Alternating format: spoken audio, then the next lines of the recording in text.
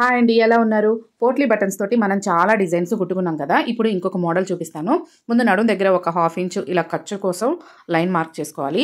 కాజాల పట్టి ఉక్సులు పట్టి వైపు కూడా ఇలా ఒక 1/2 ఇంచు మార్క్ చేసుకొని దానిపైన మనం ఇలాగా పోట్లీ బటన్స్ పెట్టుకోవాలి.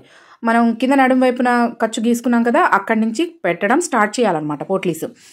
ఇంకా ఉక్సులు పట్టి వైపు ఏమో మనం గీసుకున్న లైన్ మీద పోట్లీస్ని పెట్టుకోవాలి. ఇలా స్ట్రైట్గా మనకు కావాల్సినంత లెంత్లో ఎన్ని కావాలంటే అన్ని పోట్లీస్ పెట్టిన తర్వాత ఎక్స్ట్రా ఉన్న క్లాత్ ఖర్చంతా కూడా కట్ చేసుకొని దీనిపై నుంచి మనం ఉక్సులు పట్టి కుట్టడం మొదలు పెట్టాలన్నమాట.